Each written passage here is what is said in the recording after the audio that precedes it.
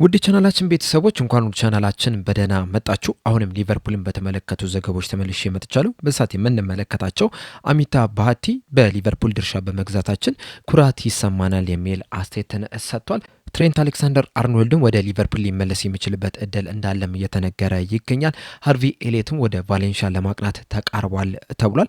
በተጨማሪም ፌዴሪኮ ኬዛ፣ ኢብራሂም ኢምባዬ፣ ማቲያስ ፈርናንዴስ ፓርዶ እንደዚሁም ካራባኦ ካፕንም በቆይታችን የምንመለከት ይሆናል። እናንተም እስከ መጨረሻው ደቂቃ ድረስ አብራችሁ ቆይታችሁ እንድትከታተሉት ያላችሁን ሀሳብ አስተያየት ኮሜንት ሴክሽን ላይ በመጻፍ እንድታሳውቁኝ፣ ሰብስክራይብ፣ ላይክ፣ ሼር እያደረጋችሁ የቻናሉ ቤተሰብ እንድትሆኑ እንደዚሁም ዲስክሪፕሽን ላይ እና ኮሜንት ሴክሽን ላይ በሚገኙ ሊንኮችም ተጠቅማችሁ የኢንስታግራም እና የቴሌግራም አካውንታችንን እንድትቀላቀሉ በአክብሮት እጠይቃለሁ። አሁን በቀጥታ ወደ ዘገቦቹ ማመራ ይሆናል። አብራችሁን ቆዩ። በመጀመሪያ ካራባኦ ካፕን ነው የምንመለከተው። እንደሚታወቀው ከትናንትና በስቲያ ሊቨርፑሎች በሶስተኛው ዙር ቶተናምን እንደሚገጥሙ በወጣው የዕጣ ማውጣት ስነስርዓት አውቋል። በዛሬው ዕለትም ደግሞ ይህ ጨዋታ መቼና ስንት ሰዓት እንደሚደረግ ይፋ ተደርጓል። በዚህ መሰረትም ሊቨርፑሎች በሶስተኛው ዙር የካራባኦ ካፕ ጨዋታ ከቶተናም ጋር ሴፕቴምበር 16 ወይም መስከረም 6 በአንፊልድ የሚገናኙ ይሆናል። ይህም ጨዋታ ሊቨርፑሎች በፕሪሚየር ሊጉ ከፉላም ጋር በአንፊልድ እንደዚሁም ደግሞ ከሜዳ ውጭ ከበርንማውዝ ጋር በሚያደርጉት ጨዋታ መሀል የሚደረግ ጨዋታ ይሆናል። በመቀጠልም ዘ ቴሌግራፍ ይዞት የወጣውን ዘገባ ነው የምንመለከተው። በዘገባው መሰረት ኒውካስል ዩናይትዶች የሊል ተጫዋች የሆነውን ማቲያስ ፈርናንዴስ ፓርዶን ለማስፈረም ከፍተኛ ጥረት እያደረጉ እንደሆነ ዘግቧል። እንደሚታወቀው ሊቨርፑሎች ከዚህ ተጫዋች ጋር ስማቸው በስፋት ሲያያዝ ነበረ። በተለይ የዝውውር መስኮቱን እንደተከፈተ አካባቢ ሊቨርፑሎች የአንዳሜንዲን ማስፈረም የማይችሉ ከሆነ ሶስት ተጫዋቾችን እንደ አማራጭ ይዘዋል ተብሎ ነበረ። ከነዚህ ሶስት አማራጮች መካከል ደግሞ አንደኛው ማቲያስ ፈርናንዴስ ፓርዶን የነበረው። እንደዚሁም ከጥቂት ቀናቶች በፊትም ሊቨርፑሎች ከዚህ ተጫዋች ጋር ስማቸው ሲያያዝ ነበረ። ነገር ግን ሊቨርፑሎች እስካሁን ድረስ ምንም አይነት እንቅስቃሴ ሳያደርጉ ቀርቷል። ኒውካስል ዩናይትዶች በአንጻሩ ይህንን ተጫዋች ለማስፈረም ከፍተኛ ጥረት እያደረጉ ነው የሚገኙት። ከሊል ጋርም የተለያዩ ንግግሮችን እያደረጉ እንደሆነ ዘ ቴሌግራፍ በዘገባው ተናግሯል። ሌሎች እንግዲህ ለዚህ ተጫዋች 60 ሚሊዮን ፓውንድ እንደሚፈልጉ ነው እየተነገረ የሚገኘው እና ምናልባትም የዝውውር መስኮቱ ከመዘጋቱ በፊት ይሄ ተጫዋች ወደ ኒውካስል ዩናይትድ ሊያቀና የሚችልበት እድል እንዳለ ነው እየተነገረ የሚገኘው። ሊቨርፑሎች እንግዲህ በዚህ ሰዓት ላይ በተለይ የቀኝ ክንፍ በኩል ላይ የሚጫወት ተጫዋችን ለማስፈረም የተለያዩ ጥረቶችን እያደረጉ ነው የሚገኙት። ከተለያዩ ተጫዋቾች ጋርም ስማቸው እየተያዘ ነው የሚገኘው። ማቲያስ ፈርናንዴስ ፓርዶን በዋነኝነት በግራ ክንፍ በኩል ቢጫወትም ነገር ግን ደግሞ በቀኝ ክንፍ በኩል በተደጋጋሚ ሲጫወት የተመለከትነው ተጫዋች ነው። በተለይ ደግሞ በ2025/26 የውድድር ዘመን ለሊል አብዛኞቹን ጨዋታዎች በቀኝ ክንፍ በኩል ነበር የተጫወተውና ሊቨርፑሎች እና ያኩባ ሚንቴ እንደዚሁም ደግሞ ሳርን ማስፈረም ስላልቻሉ ምናልባትም ፊታቸውን ወደዚህ ተጫዋች ያዞራሉ ተብሎ ተጠብቆ ነበረ። ነገር ግን ምንም አይነት እንቅስቃሴ እስካሁን ድረስ እያደረጉ አይደለም የሚገኙት። ኒውካስል ዩናይትዶች ደግሞ ይህንን ተጫዋች ለማስፈረም ከፍተኛ ጥረት እያደረጉ ነው የሚገኙትና በቅርቡም ሊያስፈርሙት ይችላሉ ተብሎ ይጠበቃል። በመቀጠልም ዴቪድ ኦርንስቲን ይዞት የወጣውን ዘገባ ስንመለከት ኢብራሂም ኢምባዬ በዚህ ሰዓት ኒውካስል ዩናይትድን ለመቀላቀል ከጫፍ እንደደረሰ ነው እየተናገረ የሚገኘው። በተለይ አስቶን ቪሎች በመርህ ደረጃ ከፒኤስጂ ጋር ከስምምነት ላይ እንደደረሱ ዴቪድ ኦርንስቲን ይዞት በወጣው ዘገባ መናገር ችሏል። አስቶን ቪሎች እንግዲህ ይህንን ተጫዋች ለማስፈረም ከፒኤስጂ ጋር ከስምምነት ላይ የደረሱት በ55 ሚሊዮን ዩሮ እንደሆነ ነው እየተነገረ የሚገኘው። እንደሚታወቀው ሊቨርፑሎች ከፒኤስጂ ብራድሊ ባርኮላንና ኢብራሂም ኢምባዬን ለማስፈረም የተለያዩ ጥረቶችን ሲያደርጉ ነበረ። ነገር ግን ደግሞ ፒኤስጂዎች ለኢብራሂም ኢምባዬ 70 ሚሊዮን ዩሮ በመጠየቃቸው ምክንያት ሊቨርፑሎች እዚህ ተጫዋች ላይ ያላቸውን ፍላጎት ትተውት ወደ ሌሎች ተጫዋቾች ፊታቸውን ማዞራቸው አይዘነጋም። እናም ፒኤስጂዎች እንግዲህ 70 ሚሊዮን ዩሮ እንፈልጋለን ቢሉም አሁን ላይ ግን አስቶን ቪላዎች ይሄንን ተጫዋች በ55 ሚሊዮን ዩሮ ለማስፈረም ከፒኤስጂ ጋር በመርህ ደረጃ ከስምምነት ላይ እንደደረሱ ዴቪድ ኦርንስቲን በዘገባው ተናግሯል። እናም ለሊቨርፑል እንግዲህ ተጨማሪ ሂሳብን ነበረ ሲጠይቁ የነበሩት። በእርግጥ ከአስቶን ቪላ በፊትም በተለይ ሊቨርፑሎችም ፊታቸውን ወደዚህ ተጫዋች ከማዞራቸው በፊት እንደዚሁም አንዳንድ እንቅስቃሴዎችን ከመጀመራቸው በፊት ተጫዋቹ ወደ ባየር ሊቨርኩሰን ለማቅናት ተቃርቦ ነበረ። በዛ ሰዓትም ፒኤስጂዎች ከባየር ሊቨርኩሰን ጋር በ40 ሚሊዮን ዩሮ አካባቢ በሚጠጋ ገንዘብ ነበረ የተስማሙትና ሊቨርፑሎችም ይህንን ነገር ተመልክተው በ40 ሚሊዮን ዩሮ አካባቢ በሚጠጋ ገንዘብ እናስፈርመዋለን ብለው ተስፋ አድርገው ነበር። ነገር ግን ልክ ሊቨርፑሎች ለዚህ ተጫዋች ጥያቄ ማቅረብ ሲጀምሩ ተጫዋቹ 70 ሚሊዮን ዩሮ ነው የሚገባው ማለት ጀምሯል። ሊቨርፑሎችም ይህን ያህል ገንዘብ ለዚህ ተጫዋች ለ18 ዓመት ወጣት ተጫዋች አይገባውም በማለታቸው ፊታቸውን ማዞራቸው አይዘነጋም። በእርግጥ ከዛ በኋላም ያኮባ ሚንቴን እንደዚሁም ደግሞ እስማኤል ሳርንም ለማስፈረም እንቅስቃሴ አድርገው ነበር። ነገር ግን ለእነዚህ ሁለት ተጫዋቾችም ከልክ በላይ በመጠየቁ ምክንያት እስካሁን ድረስ ሊቨርፑሎች ምንም ተጫዋች ማስፈረም ሳይችሉ ሳይችሉ ቀርቷል። በእርግጥ በዚህ ሰዓትም የተለያዩ ተጫዋቾችን እያነጋገሩ እንደሆነ ነው እየተነገረ የሚገኙና ምናልባትም የዝውውር መስኮቱ ከመዘጋቱ በፊት አንድ የቀኝ ክንፍ የአጥቂ ስፍራ ተጫዋችን ያስፈርማሉ ተብሎ ይጠበቃል። እንደዚሁም በድጋሚ ወደ ያኩባ ሚንቴ ድርድር ሊመለሱ የሚችሉበት እድል እንዳለም ነው እየተነገረ የሚገኙና ቀጣይ 4 ቀናቶችን እንግዲህ በደንብ መመልከት የሚኖርብን ይሆናል።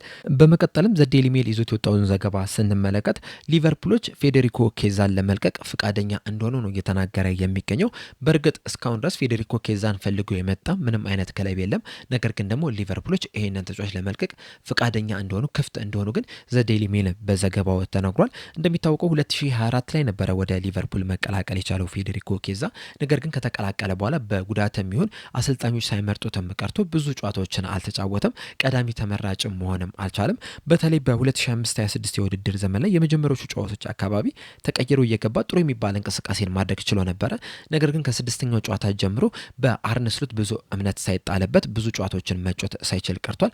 በዛ ምክንያትም በዚህ የክረምት የዝውውር መስኮት ክለቡን ይለቃል ተብሎ ተጠብቆ ነበረ። ነገር ግን እስካሁን ድረስ ከሊቨርፑል አልወጣም። እንደዚሁም ደግሞ ይህንን ተጫዋች ፈልጎም የመጣ ክለብም እንደሌለም ነው እየተነገረ የሚገኘው። ነገር ግን ይህንን ተጫዋች ለማስፈረም የሚመጣ ክለብ ካለ ግን ሊቨርፑሎች ተጫዋቹን ለመልቀቅ ፈቃደኛ እንደሆኑ ዘዴሊ ሜል በዘገባው ተናግሯል።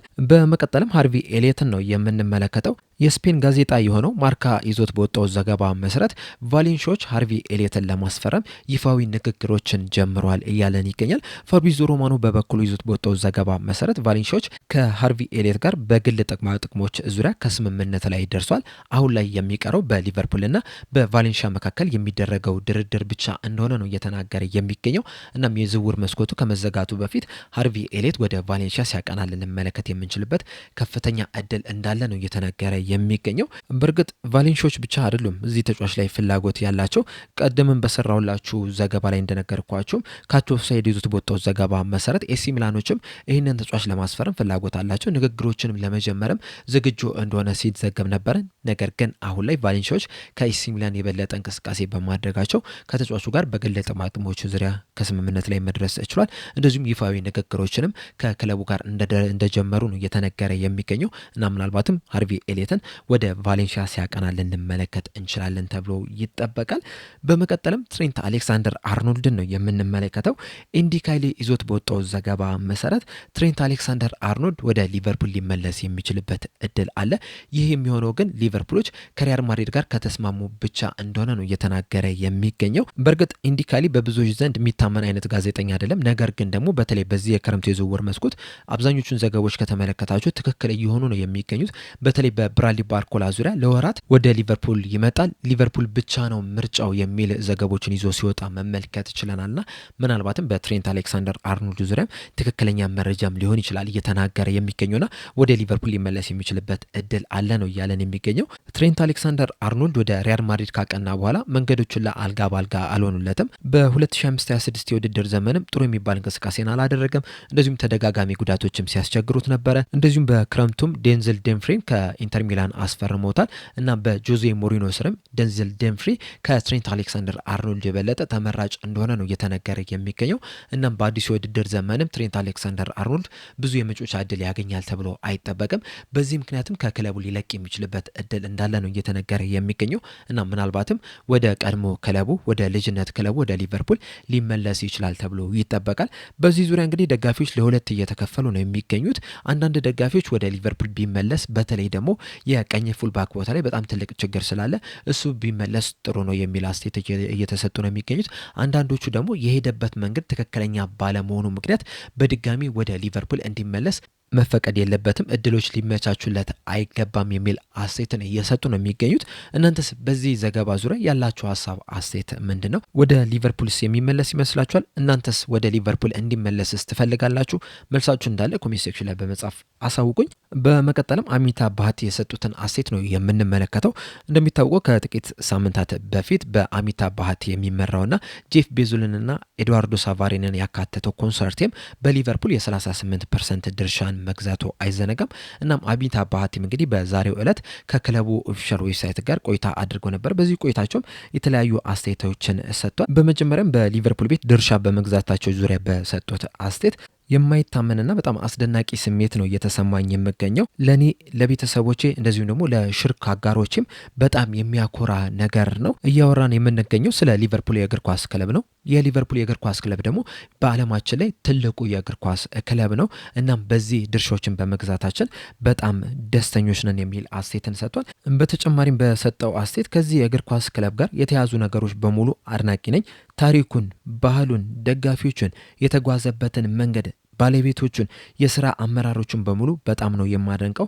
በእውነት አድናቆት የሚያስችላቸው የሚገርሙ በርካታ ነገሮችን መስራት ችሏል። በዚሁ ግን ግልጽ ማድረግ የምፈልገው በሊቨርፑል የተወሰኑ ድርሻዎችን ወይም ደግሞ ማይኖሪቲ ሼሮችን ነው መግዛት የቻልነው። አሁንም አብዛኞቹ ሼሮች በኤፍኤስጂ ስር ናቸው ያሉትና አብዛኞቹን ውሳኔዎች ኤፍኤስጂዎች ናቸው የሚወስኑት። ነገር ግን ደግሞ ወደዚህ አስደናቂ ክለብ እንድንመጣ በር ስለከፈቱልን ከልብ ማመስገን እፈልጋለሁ። ይህ ለኛ በጣም ትልቅ ነገር ነው የነበረው የህልም ያህል ነው የነበረው። ምክንያቱም ለማንኛውም ሰው ሊሰጥ የሚችል ታላቅ ክብር አይደለም ብዬ ነው የማስበውና ይህንን ክብር ስላገኘን በጣም እናመሰግናቸዋለን የሚል አስተያየትን ሰጥቷል። በኤፍኤስጂ ዙሪያ በሰጡት አስተያየት ይህ በጣም ድንቅ የሆነ የእግር ኳስ ክለብ ነው። በግልጽ ለመናገር በሚገርሙ ባለቤቶችና በድንቅ የሰዎች የሚመራ ክለብ ነው። እናም ከእንደዚህ አይነት ድንቅ ንቃት ካላቸው እንደዚሁም ደግሞ ጥሩ እሴት ካላቸው ሰዎች ጋር በአንድ ጠረጴዛ ላይ የመቀመጥ እድል ሊኖር በመቻሉ በጣም አስገርሞናል። እኛም ይህንን እድል በማግኘታችን በጣም ደስተኞች ነን። እውነት እንነጋገር ከተባለ በስፖርት ዓለም ውስጥ ካሉ ምርጥ ባለቤቶች መካከል ኤፍኤስጂዎችም የሚመደቡ ናቸው። ይህንን ደግሞ ላለፉት ዓመታት መመልከት ችለናል። ለግል ጥቅማቸው ሳያደሉ ለቡድኑ ጥቅም በሚል ቡድኑን ወደፊት ለማራመድ በሚል ብዙ በርካታ ስራዎችን ላለፉት ዓመታት ሲተገብሩ መመልከት ችለናል። አሁንም ቡድኑ ለደረሰበትም ደረጃ ማድረስም ችሏል፣ ማብቃትም ችሏል። ለዚህም ደግሞ ከፍተኛ ምስጋና ይገባቸዋል የሚል አስተያየትን ሰጥቷል። በተጨማሪም በሰጠው አስተያየት እንደዚህ ባለ ክለብ ውስጥ ከነዚህ ሰዎች ጋር ከነዚህ አመራሮች ጋር የመስራት እድልን በማግኘታችን ለኛ ጥሩ ነገርን ይዞልን ነው የምንመጣው። ነገር ግን ደግሞ ወደዚህ ክለብ ስንመጣ ይህንን ኃላፊነት ስንወስድ ደግሞ ከደጋፊዎቹ ትልቅ ኃላፊነት እንደሚጣልብን እናውቃለን። ሁልጊዜም ክለቡ ወደፊት እንዲሄድ ይፈልጋሉ። እናም ሁልጊዜ እኛም ወደፊት እየተራመደ እንደሆነ ደጋፊዎች እንዲሰማቸው እንፈልጋለን። ይህንን ማድረግ ደግሞ ከፍተኛ ኃላፊነት መሆኑን ደግሞ እንገነዘባለን የሚል አስተያየትን ሰጥቷል። በመቀጠልም ለደጋፊዎች ባስተላለፈው መልእክት በመጀመሪያ ደረጃ እኔ ደጋፊ ነኝ፣ ቅድሚያ የምሰጠውም ለዚህ ደጋፊነቴ ነው። ይህ ክለብ ደግሞ ከ1892 ጀምሮ ነው የነበረው። ከዚህ በኋላም እንግዲህ ለረዥም ዓመታት ይኖራሉ። እኛ ካለፍን በኋላም ይህ ክለብ መኖሩ አይቀርም። ስለዚህ እኛ ባለንባት ጊዜ ውስጥ በእነዚህ አጭር ጊዜያቶች ደግሞ ስኬታማ እንዲሆን እንፈልጋለን። ወደፊት እንዲራመድ እንፈልጋለን። ደጋፊዎች ደስተኛ እንዲሆኑ እንፈልጋለን። በተለይ እሁድ ጠዋት ላይ በደስታ እንዲነሱ፣ ሰኞም ወደ ስራ ሲሄዱም ስራ ቦታም በደስታ እንዲያወሩ እንፈልጋለን። በክለቡም እንዲኮሩ እንፈልጋለን። ይህንን ነገር ለማድረግ ደግሞ በጣም ትልቅ የቤት ስራ አለብን። እንደዚሁም ትልቅ ኃላፊነት እንደሆነም እረዳዋለሁ። በተለይ በእግር ኳሱ ባሳለፍኩባቸው ጊዜያቶችም ይህንን በደንብ ነው የማውቀው። እንደዚሁም ደጋፊ እንደመሆን የመጣንም ይህንን ነገር በደንብ ነው የምፈልገውና ሁላችንም አላማችንም ይህንን ነገር ለማሳካት ነው የሚል አስተያየትን ሰጥቷል። በመቀጠልም በነገው ዕለት እንግዲህ በአንፊልድ የመጀመሪያው ጨዋታ ላይ ተገኝቶ ቡድኑን የሚመለከት ይሆናል። በዚህ ዙሪያ በሰጠው አስተያየት ከዚህ ቀደም ወደ ሊቨርፑል መጥቼ በአንፊልድ የተለያዩ ጨዋታዎችን ተመልክቻለሁ። ባለፈው ዓመትም በተደጋጋሚ መጥቼ ጨዋታዎችን ስመለከት ነበረ።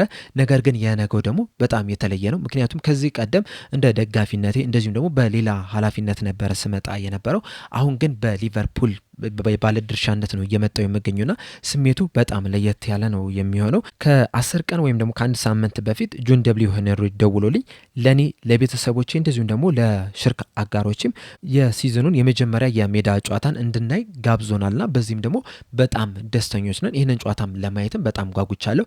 ከዚህ ቀደም ከመጣሁባቸው ሁኔታዎች ይህ ጨዋታ በጣም ለየት ያለ ነው የሚሆነው የሚል አስተያየትን ሰጥቷል። በአጠቃላይ እንግዲህ አሚታብ ባሃቲ ከሊቨርፑል ኦፊሻል ዌብሳይት ጋር ባደረገው ቆይታ የሰጠው አስተያየት ይህንን ይመስል ነበር። በዚህ አስተያየት ዙሪያ ያላችሁን ሀሳብ እንዳለ ኮሜንት ሴክሽን ላይ በመጻፍ አሳውቁኝ።